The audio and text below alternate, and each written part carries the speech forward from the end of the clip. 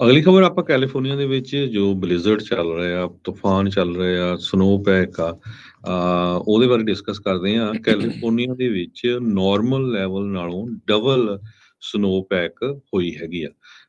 Border ਦੇ ਉੱਤੇ Saiyaara ਨਵਾਡਾ Hills ਜੋ ਕੈਲੀਫੋਰਨੀਆ ਦੇ ਬਾਰਡਰ ਤੇ ਆ, ਉੱਥੇ ਤਾਂ 7 ਫੁੱਟ ਤੱਕ ਜੋ ਸਟਾਰਮ ਕਹਿੰਦੇ ਸਨੋ ਆ ਪੈ ਚੁੱਕੀ ਹੈਗੀ ਆ। ਘਰ ਬੁਰੀ ਤਰ੍ਹਾਂ ਈਵਨ ਵਿੰਡੋਜ਼ ਤੱਕ ਕਵਰ ਹੋਏ ਪਏ ਹੈਗੇ। ਨੈਸ਼ਨਲ ਵੈਦਰ ਸਰਵਿਸ ਸੈਕਰਾਮੈਂਟੋ ਨੇ ਡੇਂਜਰਸ ਟਰੈਵਲ ਕੰਡੀਸ਼ਨਸ ਦੀ ਵਾਰਨਿੰਗ ਇਸ਼ੂ ਕੀਤੀ ਹੈਗੀ ਆ। ਤੇ ਨਾਲ ਉਹਨਾਂ ਨੇ ਇਹ ਵੀ ਕਿਹਾ ਵੀ ਟਰੀ ਹਜੇ ਵੀ ਬਹੁਤ ਸਾਰੇ ਡਿੱਗ ਸਕਦੇ ਆ, ਪਾਵਰ ਲਾਈਨਸ ਡਿੱਗ ਸਕਦੀਆਂ ਆ। ਕੱਲ ਰਾਤ ਤੋਂ ਹੀ ਲਗਾਤਾਰ ਬੇ ਏਰੀਏ 'ਚ ਮੀਂਹ ਪੈ ਰਿਹਾ ਤੇ ਹੁਣ ਸੈਂਟਰਲ ਵੈਲੀ ਦੇ ਵਿੱਚ ਵੀ ਲਗਾਤਾਰ 10-15 ਘੰਟੇ ਪੈਣਾ। ਉਸ ਤੋਂ ਬਾਅਦ ਸੈਕਰਾਮੈਂਟੋ 'ਚ ਵੀ ਕਾਫੀ ਜ਼ਿਆਦਾ ਜਿਹੜਾ ਮੀਂਹ ਪੈਣਾ ਹੈਗਾ ਆ। ਬਹੁਤ ਸਾਰੇ ਹਾਈਵੇਜ਼ ਇਹਨਾਂ ਦੇ ਦੌਰਾਨ ਬੰਦ ਰਹੇ ਆ। Interstate 80, highway 50, highway 5। Sierra avalanche center ਜੋ ਆ ਉਹਨਾਂ ਨੇ ਐਵਲੈਂਚ ਵਾਰਨਿੰਗ ਵੀ ਕੀਤੀ ਹੈਗੀ ਆ। ਭਈ ਇੰਨੀ ਜ਼ਿਆਦਾ ਲੇਕ ਤਾਹੋ ਦੇ ਵਿੱਚ ਸਨੋ ਪਈ ਆ, ਉੱਥੇ ਐਵਲੈਂਚ ਵੀ ਆ ਸਕਦੇ ਹੈਗੇ ਆ। ਸੋਡਾ ਸਪ੍ਰਿੰਗਸ ਜੋ ਕੈਲੀਫੋਰਨੀਆ ਦਾ ਏਰੀਆ ਹੈਗਾ ਆ, ਕ੍ਰੇਜ਼ੀ ਅਮਾਊਂਟ ਆਫ ਸਨੋ ਕਹਿੰਦੇ ਉੱਥੇ ਪਈ ਹੈਗੀ ਆ। ਤੇ ਸਿਆਰਾ ਨਵਾਡਾ 'ਚ ਜੋ ਹਵਾਵਾਂ ਆ 60 ਮੀਲ ਪਰ ਆਵਰ ਦੇ ਹਿਸਾਬ ਨਾਲ ਚੱਲ ਰਹੀਆਂ ਤੇ ਸਨੋ 2 ਤੋਂ ਲੈ ਕੇ 4 ਫੁੱਟ ਤੱਕ 4 ਇੰਚ ਤੱਕ 2 ਤੋਂ ਲੈ ਕੇ 4 ਇੰਚ ਤੱਕ ਪਰ ਆਵਰ ਦੇ ਹਿਸਾਬ ਨਾਲ ਪੈਂਦੀ ਰਹੀ ਹੈਗੀ ਆ। ਸੋ 3 ਤੋਂ ਲੈ ਕੇ 7 ਫੁੱਟ ਤੱਕ ਸਨੋ ਪਈ ਆ, ਜੋ ਪਹਾੜੀਆਂ 3000 ਫੁੱਟ ਤੋਂ ਉੱਚੀਆਂ ਹੈਗੀਆਂ ਆ। ਤੇ ਸਨੋ ਪੈਕ ਦੀ ਜੇ ਗੱਲ ਕਰਦੇ ਜਾਈਏ, 181% ਨਾਰਮਲ ਨਾਲੋਂ ਜ਼ਿਆਦਾ ਸਨੋ ਜੋ ਪੈ ਚੁੱਕੀ ਹੈਗੀ ਆ। ਜੀ ਬਿਲਕੁਲ।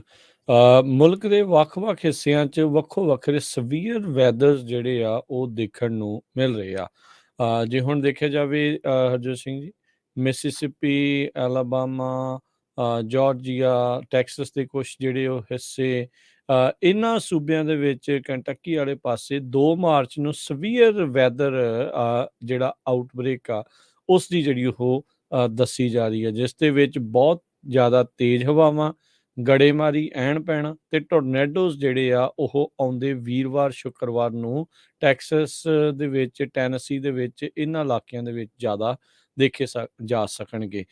ਲੋਅਰ 48 ਦੇ ਵਿੱਚ ਜਿਹੜਾ ਕਹਿੰਦੇ ਵੀ ਅਪਰ ਏਅਰ ਡਿਸਟਰਬੈਂਸ ਦੇ ਕਰਕੇ ਇਹ ਫਰਕ ਪੈ ਰਿਹਾ ਆ।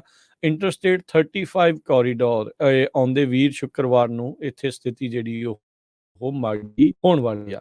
ਉਧਰ ਈਸਟ ਵਾਲੇ ਪਾਸੇ ਨੂੰ ਆਪਾਂ ਰੁੱਖ ਕਰੀਏ ਵੈਦਰ ਦੇ ਮਾਮਲੇ ਵਿੱਚ, ਤਾਂ ਨਿਊਯਾਰਕ ਵਾਲੇ ਇਸ ਸੀਜ਼ਨ ਦੀ ਸਭ ਤੋਂ ਵੱਡੀ ਸਨੋਫਾਲ ਨੂੰ ਦੇਖਦੇ ਹੋਏ ਜਿਹੜੇ ਅੱਜ ਸਵੇਰੇ ਕਹਿੰਦੇ ਤੜਕੇ ਉੱਠੇ ਆ। ਸੋ ਇਸ ਸੀਜ਼ਨ ਦੀ ਸਭ ਤੋਂ ਵੱਡੀ ਸਨੋਫਾਲ ਹੋਈ ਆ। ਕੱਲ ਓਕਲਾਹੋਮਾ ਦੇ ਵਿੱਚ ਵੀਕਐਂਡ ਦੇ ਦੌਰਾਨ ਟੋਰਨੇਡੋਜ਼ ਆਏ ਸੀ, ਜਿਸ ਕਰਕੇ 12 ਲੋਕ ਉੱਥੇ ਜ਼ਖਮੀ ਹੋਏ ਸੀ।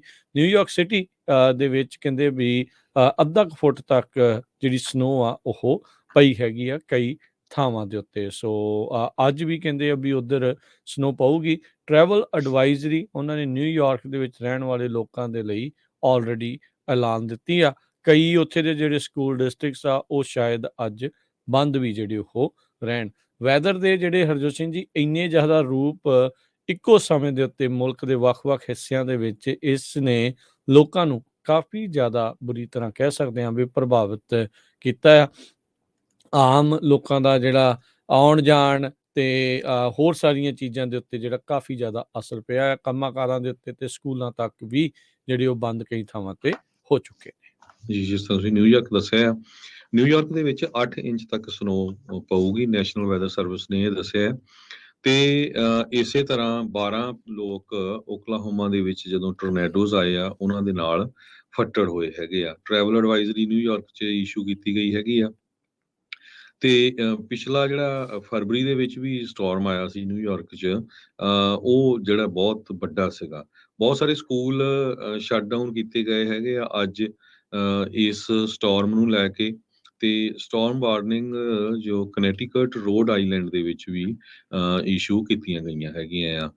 ਓਕਲਾਹੋਮਾ, ਮਿਜ਼ੋਰੀ ਤੇ ਟੈਕਸਸ, ਇੱਥੇ ਬਹੁਤ ਸਾਰੇ ਲੋਕਾਂ ਦੀ ਜਿਹੜੀ ਬਿਜਲੀ ਵੀ ਗਈ ਆ। ਸ਼ੈਲਟਰ ਇਨ ਪਲੇਸ ਵੀ ਹੈਗਾ ਆ। ਕਹਿੰਦੇ ਟੈਕਸਸ ਦੇ ਵਿੱਚ ਇੱਕ ਜਗ੍ਹਾ ਦੇ ਉੱਤੇ 114 ਮੀਲ ਪਰ ਆਵਰ ਦੇ ਹਿਸਾਬ ਨਾਲ ਹਵਾਵਾਂ ਦੀ ਸਪੀਡ ਜਿਹੜੀ ਆ ਰਿਕਾਰਡ ਕੀਤੀ ਗਈ ਆ। ਇਹ ਹੁਣ ਤੁਸੀਂ ਅੰਦਾਜ਼ਾ ਲਾ ਲਓ ਵੀ ਜੇ ਆਪਾਂ 114 ਮੀਲ ਪਰ ਆਵਰ ਦੇ ਹਿਸਾਬ ਨਾਲ ਜੇ ਕੋਈ ਤੇਜ਼ ਕਾਰ ਜਾਂ ਚਲਾਉਂਦਾ ਹੋਵੇ, ਪਹਿਲੀ ਗੱਲ ਤਾਂ ਇਲੀਗਲ ਆ, ਤੇ ਇਹ ਕੈਟਾਗਰੀ 3 ਦੇ ਹਰੀਕੇਨ ਦੇ ਬਰਾਬਰ ਆਉਂਦੀ ਹੈਗੀ ਆ। ਮਿਸ਼ੀਗਨ ਦੇ ਵਿੱਚ 1,58,000 ਲੋਕ ਬਿਨਾਂ ਬਿਜਲੀ ਤੋਂ ਆ। 1,20,000 ਲੋਕ ਕੈਲੀਫੋਰਨੀਆ 'ਚ, ਮੋਸਟਲੀ ਲਾਸ ਐਂਜਲਸ ਏਰੀਏ 'ਚ ਉਹਨਾਂ ਨੇ ਬਿਜਲੀ ਲੂਜ਼ ਕੀਤੀ ਸੀ। ਅੱਜ ਸਵੇਰ ਤੱਕ ਵੀ 49,000 ਲੋਕ ਕੈਲੀਫੋਰਨੀਆ 'ਚ ਬਿਨਾਂ ਬਿਜਲੀ ਤੋਂ ਹੈਗੇ ਆ। ਯੋਸੇਮਿਟੀ ਨੈਸ਼ਨਲ ਪਾਰਕ ਬੁੱਧਵਾਰ ਤੱਕ ਬੰਦ ਕਰ ਦਿੱਤਾ ਗਿਆ ਹੈਗਾ ਆ। ਜੀ ਸੈਕਰਾਮੈਂਟੋ ਦਾ ਮੈਂ ਤੁਹਾਨੂੰ ਦੱਸ ਹੀ ਚੁੱਕਿਆ ਵੀ ਟਰੈਵਲ ਐਡਵਾਈਜ਼ਰੀ ਉਧਰ ਇਸ਼ੂ ਕੀਤੀ ਗਈ ਆ, ਰੇਨ ਤੇ ਸਨੋ ਕਰਕੇ ਟਰੈਵਲ ਨਾ ਕੀਤਾ ਜਾਵੇ। ਜੀ ਆਉਣ ਵਾਲੇ ਜਿਹੜੇ ਅੱਜ ਦੀ ਜਿਹੜੀ ਦੁਪਹਿਰ ਤੋਂ ਲੈ ਕੇ ਤੜਕੇ ਜਿਹੜੇ ਆ ਸਵੇਰ ਤੱਕ 12 ਘੰਟੇ ਲਗਾਤਾਰ ਮੀਂਹ ਪੈਣ ਦੀਆਂ ਸੰਭਾਵਨਾ ਸੈਂਟਰਲ ਵੈਲੀ ਦੇ ਵਿੱਚ ਜਿਹੜੀਆਂ ਉਹ ਇਸ ਟਾਈਮ ਆ ਰਹੀਆਂ ਨੇ।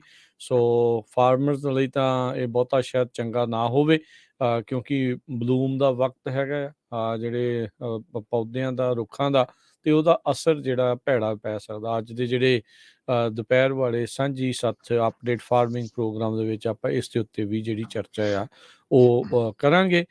ਤੇ ਪੂਰੇ ਸੈਂਟਰਲ ਵੈਲੀ ਕੈਲੀਫੋਰਨੀਆ ਦੇ ਜਿਹੜੇ ਇਲਾਕਿਆਂ ਦੇ ਵਿੱਚ LA ਤੱਕ ਅਗਲੇ ਜਿਹੜੇ ਕਹਿ ਸਕਦੇ ਹਾਂ ਵੀ 12 ਘੰਟੇ 12-14 ਘੰਟੇ ਜਿਹੜੇ ਆ ਉਹ ਕਾਫੀ ਜ਼ਿਆਦਾ ਮੀਂਹ ਪੈਣ ਵਾਲਾ ਹੈਗਾ ਆ।